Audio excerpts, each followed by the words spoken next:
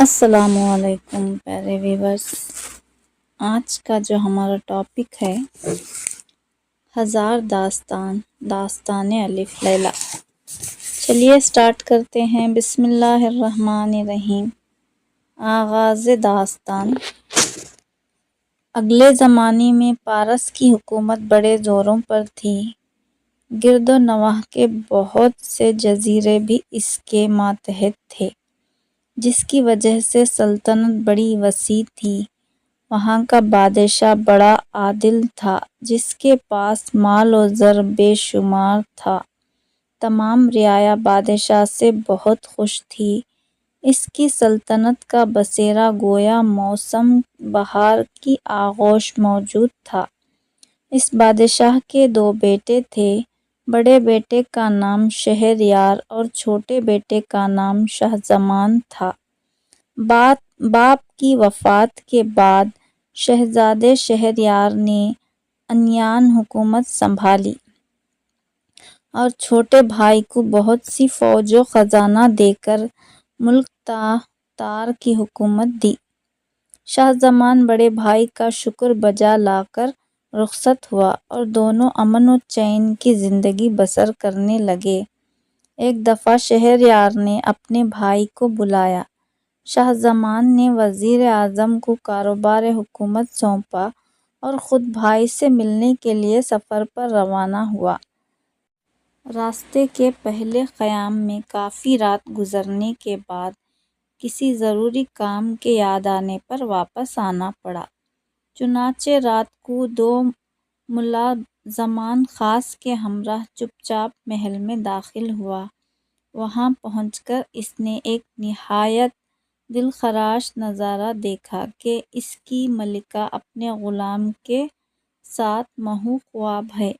اس کی غیرت نے لمحہ بھر توقف کی اجازت نہ دی اور فوراً تلوار کھینچ کر دونوں کے سر قلم کر دیے۔ ان کے قتل کے بعد خاموشی سے اپنے سفر پر روانہ ہو گیا۔ شاہ زمان کا اپنی ملکہ اور غیر مرد کو قتل کرنا۔ شاہ زمان نے اس واقعے کا کسی سے ذکر نہ کیا۔ وہ اس غم و غصے کی حالت میں سفر کرتا رہا۔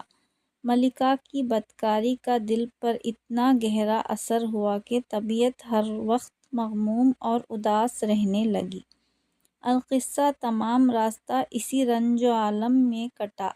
جب وہ شہریار کی سرحد کے قریب پہنچا تو بڑے بھائی شہریار نے بما امرا در بڑی شان و شوکت سے بھائی کا استقبال کیا اور ایک خاص محل میں ٹھہرایا، جہاں ہر قسم کے سامان، آرام و راحت مہیا تھے۔ بڑے بھائی شہریار نے باتوں ہی باتوں میں ملکہ شاہ زمان کی خیریت دریافت کی۔ شاہ زمان نے جب یہ بات سنی تو اس کے چہرے کا رنگ فاقہ ہو گیا اور کچھ عجیب سی حالت نظر آنے لگی۔ بڑے بھائی نے خیال کیا کہ شاید ملکہ کی یاد ستا رہی ہے، لہٰذا یہ سلسلہ گفتگو یہیں ختم کر دیا۔ کچھ دنوں بعد شہریار نے دیکھا کہ شاہ زمان کی طبیعت بدستور اداس رہنے لگی ہے۔ اداس ہے اور زندگی کی ہر لذت بے کیف نظر آتی ہے۔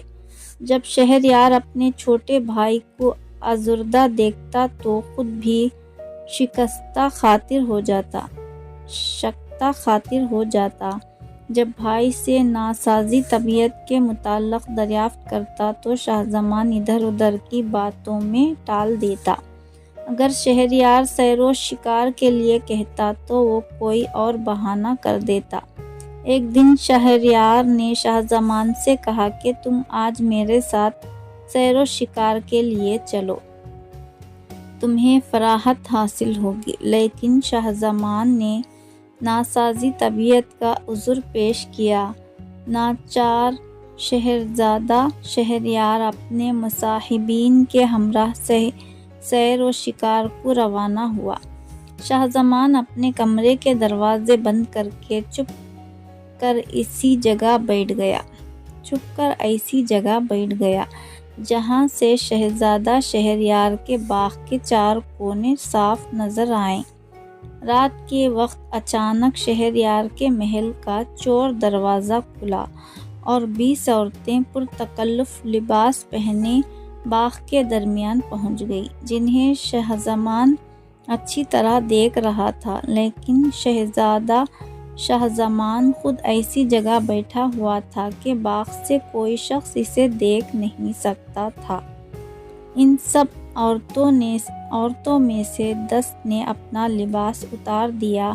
اب شہزمان نے دیکھا جن عورتوں نے اپنا لباس اتارا ہے، دراصل وہ حبشی مرد ہیں۔ پھر ان حبشیوں نے پہچان کر ایک ایک عورت کا ہاتھ پکڑ لیا کہ اتنے میں ملکہ شہریار بھی باغ میں داخل ہوئی اور مسعود مسعود پکارتی ہوئی آگے بڑھی۔ اتنے میں ایک قوی حکیل حبشی، جو کہ شاید اس کی آواز پہچانتا تھا، دوڑ کر آیا، جسے دیکھ کر ملکہ بہت خوش ہوئی۔ غرض ان سب نے بے حیائی کو جامہ پہنایا، ملکہ شہریار، وہ حبشی مسعود۔ اس کے بعد سب نے حوض میں غسل کیا اور اپنا اپنا راستہ لیا۔ مسعود اپنے خاص راستے سے اپنی جائے رہائش پر پہنچ گیا، لیکن یہ نظارہ شہزمان کے دل پر آب حیات کا کام کر گیا، اور ان کی بے حیائی نے شہزمان کے غم و غصے کے داغ دھو ڈالے۔ اس نے دل میں کہا کہ دنیا میں صرف میں ہی مصیبت زدہ نہیں ہوں، بلکہ میرا بھائی مجھ سے بھی زیادہ گرفتار عالم ہے۔ وہ اسی شان و شوکت کے باوجود بھی اس مکر و فریب کی حفاظت نہ کر سکا۔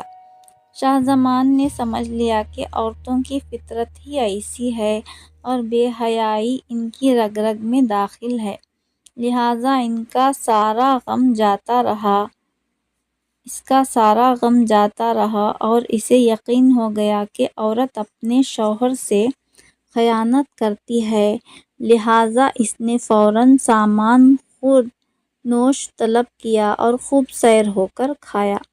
جس چہرے پر ہر وقت حسرت و غم برستا رہتا تھا، اب اس پر فارغ البال کی سرخی ناچنے لگی، اور جو چہرہ غمزدہ معلوم ہوتا تھا، اس پر بہار کی رنگینی برسنے لگی، اور چند دنوں میں صحت کل حاصل ہوئی اور خوش و خرم نظر آنے لگا۔ چند روز کے بعد جب شہزادہ شہریار شکارگاہ سے واپس آیا تو چھوٹے بھائی کی حالت میں نمایاں تبدیلی دیکھ کر باغ باغ ہو گیا۔ دونوں بھائی بڑے پیار و محبت کی باتیں کرنے لگے۔ الغرض شہریار نے بھائی کی طبیعت میں غیر معمولی تبدیلی دیکھ کر تعجب ظاہر کیا اور پوچھا کہ یہ کیا راز ہے؟ جب تم آئے تھے تو تمہاری طبیعت بہت مغموم تھی، لیکن اب تمہاری طبیعت پرسکون دیکھتا ہوں۔ اب مجھے بتاؤ کہ اس کی کیا وجہ ہے؟ پہلے تو شہزمان نے اسے ٹالنے کی کوشش کی، لیکن جب حد سے زیادہ بھائی کا اصرار بڑھ گیا تو شہزمان نے سارا واقعہ کہہ سنایا۔ شہریار کی آنکھوں میں اندھیرا چھا گیا اور کہا کہ میں اپنی آنکھوں سے بھی دیکھنا چاہتا ہوں۔ تب شہزمان نے کہا کہ کسی روز آپ شکار پر جانے کا اعلان کریں اور آپ روانہ بھی ہو جائیں، اور پھر رات کو اچانک محل میں واپس آ کر یہ تماشا اپنی آنکھوں سے دیکھ لیجیے۔ چنانچہ اسی طرح طے شدہ انتظام پر عمل کر کے محل میں دونوں بھائی بیٹھ گئے۔ رات کے وقت حسب دستور چور دروازہ کھلا اور ملکہ پروگرام تمام ساتھیوں کے ہمراہ آ گئی اور پہلے کی طرح عیش کر کے چلی گئی۔ شہریار کی دنیا اندھیرا ہو گئی۔ دونوں بھائیوں نے فیصلہ کر لیا کہ تاج و تخت چھوڑ کر فقیرانہ زندگی بسر کریں، لیکن شہزمان نے کہا کہ شرط یہ ہے کہ ہمیں اپنے سے بھی زیادہ بد نصیب ملا تو ہم بدستور اپنا فرض سنبھال لیں۔ بدستور اپنا فرض سنبھال لیں گے۔ شہریار نے اس شرط کو منظور کر لیا، چنانچہ دونوں بھائی رات کو جنگل کی طرف نکل گئے۔ کافی فاصلہ طے کرنے کے بعد ایک وسیع النظر مغارہ میں پہنچے اور سستانے کے لیے ایک درخت کے نیچے بیٹھ گئے۔ یہ درخت لب دریا تھا۔ ابھی ان کو بیٹھے ہوئے تھوڑی دیر ہی گزری تھی کہ دریا سے ایک خوفناک آواز سنائی دی، جسے سن کر دونوں بھائیوں کے دل دہل گئے۔ دیکھتے ہی دیکھتے دریا کے پانی سے ایک سیاہ رنگ کا ستون نکلنے لگا اور اس قدر بلند ہوا کہ آسمان تک پہنچ گیا۔ یہ دیکھ کر دونوں بھائی درخت پر چڑھ گئے۔ پھر کیا دیکھتے ہیں کہ وہ ستون ایک خوفناک جن کی صورت میں تبدیل ہو گیا، جس کے سر پر ایک بہت خوبصورت اور مضبوط صندوق ہے۔ وہ جن بمعہ صندوق اسی درخت کے نیچے آیا اور صندوق کھولا۔ اس میں سے ایک نہایت ہی خوبصورت خوشپوش عورت نکلی۔ دیو نے اسے اپنے پاس بٹھایا اور کہنے لگا کہ اے نازنین، میں تجھ پر دل و جان سے عاشق ہوں، اس لیے میں شادی کی رات تجھے اٹھا لایا تھا، اور میں یہ بھی جانتا ہوں کہ تو ایک شرم و حیا دار باعصمت عورت ہے۔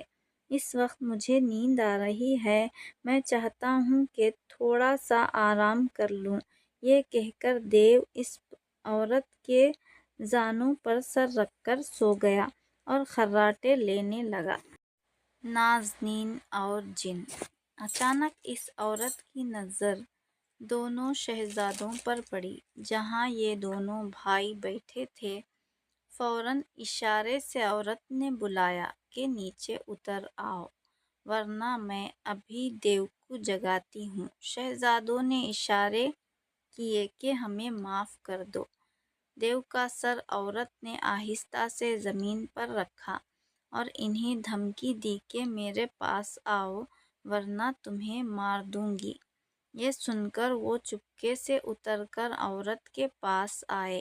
عورت نے دونوں کو داد عیش پر مجبور کیا۔ وہ ڈر کے مارے عورت کی بات مانتے رہے۔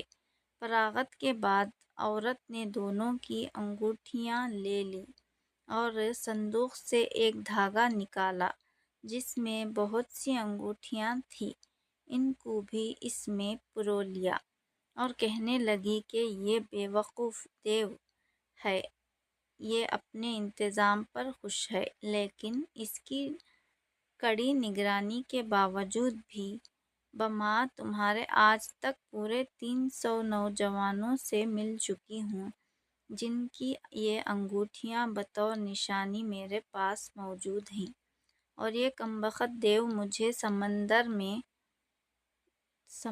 میں چھپائے رکھتا ہے تاکہ باعصمت رہوں، لیکن جب میرا جی چاہتا ہے تو میں اپنی خواہش پوری کر لیتی ہوں اور اسے خبر تک نہیں ہوتی۔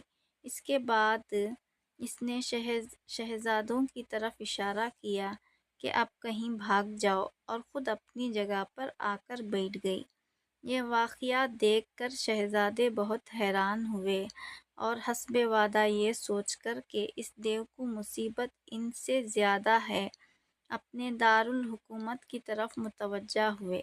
شہریار نے محل میں آتے ہی ملکہ کو بمعہ خواصوں کے قتل کرا دیا اور آئندہ کے لیے عہد کر لیا کہ ہر شب کسی نئی عورت سے عقد کرے گا اور باعث فکر و فریب صبح ہی اسے قتل کر دے گا۔ الغرض اس تجویز کے بعد شہریار نے شاہ زمان کو تحائف دے کر رخصت کیا اور اپنے فیصلے پر عمل کر کے چند روز میں اپنے امراء و اکابرین کے لڑکیوں کو ایک کے بعد دیگر ختم کر دیا۔ پھر رعایا کی لڑکیاں بھی اس ظلم کا شکار ہونے لگیں۔ بعض لوگ ملک چھوڑ کر بھاگ گئے۔ اس وزیر کی بھی یہ دو لڑکیاں تھیں جو نہایت عقل مند ہونے کے علاوہ علم میں اقتدائے زمانہ تھیں اور حسن میں بھی بے مثال تھیں۔ بڑی کا نام شہرزاد اور چھوٹی کا نام دینازاد تھا۔ ایک دن شہرزاد نے اپنے باپ کو غمگین پا کر وجہ دریافت کی تو وزیر نے بادشاہ کا خیال اس پر ظاہر کیا۔ شہرزاد نے کہا کہ میں بھی مدت سے بادشاہ سے نکاح کی آرزو مند ہوں۔ مجھے آپ امید ہے کہ آئندہ اس کے ظلم کو نیست و نابود کرنے میں کامیاب رہوں گی۔ باپ نے کہا کہ بیٹی شاید تو پاگل ہو گئی ہے، تو کبھی بھی کامیاب نہیں ہوگی اور میں دانستہ تمہیں موت کے منہ میں نہیں جانے دوں گا، اور مجھے ڈر ہے کہ کہیں تیرا بھی حال اس سوداگر کے گدھے جیسا نہ ہو جس طرح اسے اپنی دانائی کی سزا بھگتنی پڑی۔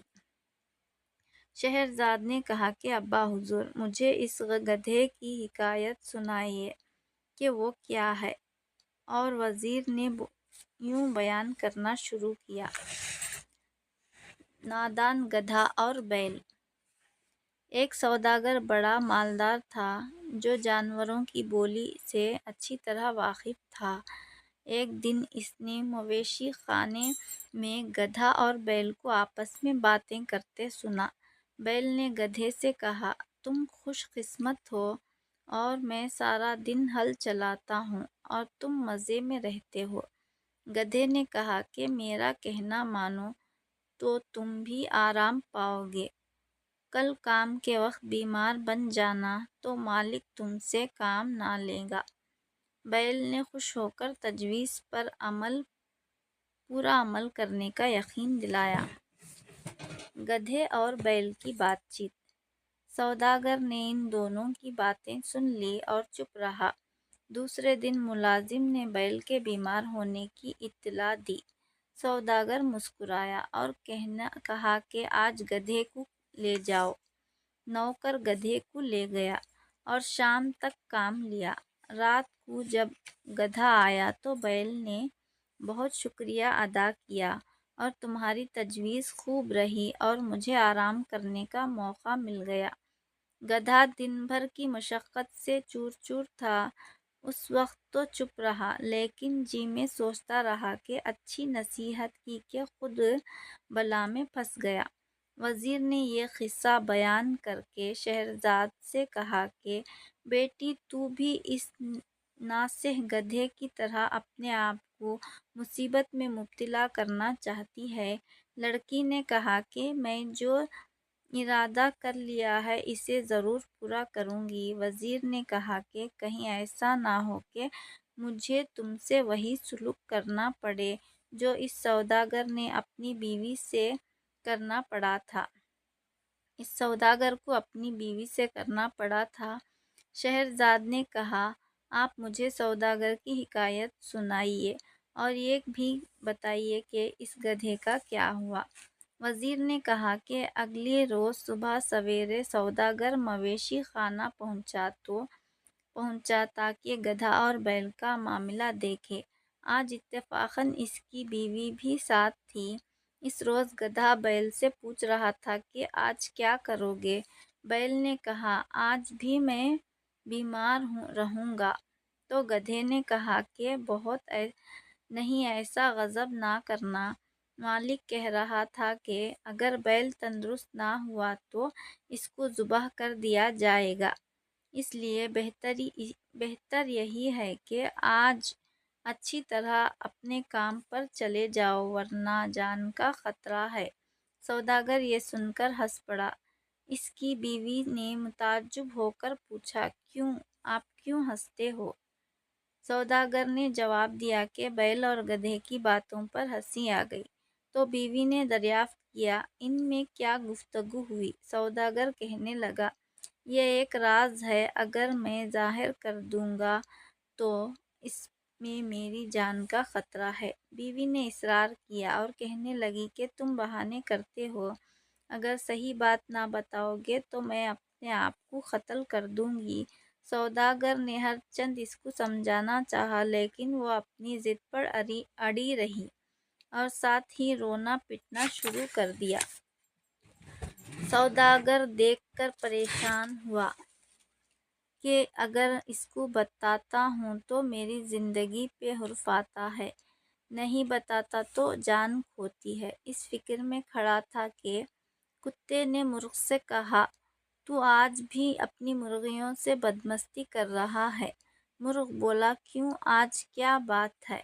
کتے نے کہا کہ آج ہماری ملکہ مالک سے ایسا راز دریافت کرنے پر اصرار کر رہی ہے کہ اگر بتا دیا جائے تو مالک کی خیر نہیں، اگر مالک نہیں بتاتا تو ملکہ جان دینے کو تیار ہے۔ مرغ بولا کہ مالک بے وقوف ہے جو ایک بیوی کو قابو نہیں رکھ سکتا۔ مجھے دیکھو، 50 مرغیوں کو سنبھال رکھا ہے، اگر میری مرضی کے خلاف ذرا بھی کام کرے تو مار مار کر سیدھا کر دوں۔ مالک جس قدر سستی کریں گے عورت اتنی ہی سر پر چڑھے گی۔ یہ سن کر مالک نے ہنٹر اٹھایا اور بیوی کو مارنا شروع کر دیا۔ عورت ڈر گئی اور سوداگر کے قدموں میں گر کر معافی مانگی کہ تمہاری مرضی کے خلاف کوئی بات نہ کروں گی۔ یہ حکایت بیان کر کے وزیر نے کہا کہ بیٹی، اگر تو اپنی ضد نہیں چھوڑے گی تو مجھے تیرے ساتھ بھی یہی سلوک کرنا پڑے گا۔ شہرزاد نے کہا کہ میری درخواست منظور کر لیجیے، مجھے یقین ہے کہ میں اپنی ہزاروں بہنوں کی جان بچا لوں گی۔ اگر اس کار ثواب میں میری جان بھی چلی گئی تو کوئی حرج نہیں۔ مجبوراً وزیر بادشاہ کے پاس گیا اور کہنے لگا کہ حضور، آئندہ شب میری لڑکی حضور کی دلہن بنے گی۔ بادشاہ نے تعجب سے کہا کہ تمہیں میرا دستور معلوم ہے؟ کیا تم یہ امید کرتے ہو کہ اس معاملے میں تمہاری بیٹی سے رعایت کروں گا؟ یہ سمجھ لو میرا عہد ایسا نہیں ہے کہ میں کسی کے لیے توڑ دوں۔ وزیر نے کہا کہ حضور کو اختیار ہے۔ وزیر گھر واپس آیا اور بیٹی کو کل ماجرا سنا دیا۔ وہ بولی کہ اللہ پر بھروسہ کیجیے۔ اس نے چھوٹی بہن دینا زاد کو بلایا اور سمجھایا کہ آج میں اس ارادے سے جا رہی ہوں، کسی بہانے سے تمہیں بھی بلاؤں گی۔ جب تھوڑی رات باقی رہے تو تم کہانی سنانے پر اصرار کرنا، اس وقت میں کوئی کہانی شروع کر دوں گی۔ امید ہے کہ اس طرح میری اور میرے ساتھ دوسری بہت سی لڑکیوں کی جان بچ جائے گی۔ حسب وعدہ بادشاہ نے شہرزاد سے نکاح کر لیا۔ رات کو جب بادشاہ نے شہرزاد کو دیکھا تو اس کی خوبصورتی پر بہت پیار آیا، لیکن شہرزاد نے بادشاہ کو موقع نہیں دیا کہ وہ اپنی تشنہ آرزو کی پیاس بجھائے، بلکہ بے اختیار ہو کر رونے لگی۔ بادشاہ نے حال دریافت کیا تو رو کر کہنے لگی کہ یہ تو میں جانتی ہوں کہ مجھے آپ صبح قتل کرا دیں گے، اس لیے میں چاہتی ہوں کہ اپنی چھوٹی بہن کو اپنے پاس بلا لوں اور جی بھر کے دیکھ لوں۔ بادشاہ چونکہ اس کو دل سے چاہنے لگا تھا، یہ سن کر خاموش ہو گیا اور دینا زاد کو بلانے کی اجازت دے دی۔ شہرزاد نے اپنی تجویز کے مطابق بہن کو بلایا اور اپنے ہی کمرے میں بھی اس کو بھی لٹایا۔ بادشاہ چونکہ شہرزاد سے محبت کرنے لگا تھا، اس لیے طرح دیتا رہا کہ اپنے عہد کے مطابق صبح ہی اس کو قتل کرنا پڑے۔ بادشاہ نے بادشاہ کے 7 شہرزاد اور دینا زاد۔ آدھی رات گزرنے پر دنیا زاد نے کہا کہ بہن، خدا جانے صبح کو کیا ہو، آپ آخری کہانی سنا دیجیے، پریشانی میں نیند نہیں آتی۔ شہرزاد بولی کہ شہنشاہ اجازت دیں تو میں کوئی قصہ کہوں۔ بادشاہ بھی کہانیوں کا بہت شائق تھا، اجازت دے دی۔ شہرزاد نے یہ کہانی شروع کر دی۔ تو ہزار داستان کی جو کہانی آج ہم یہیں پر ختم کرتے ہیں۔ انشاءاللہ اگلے پارٹ میں سوداگر اور جن کی کہانی لے کر حاضر ہو جائیں گے۔ اللہ حافظ، دعاؤں میں ضرور یاد رکھیے گا۔ فی امان اللہ۔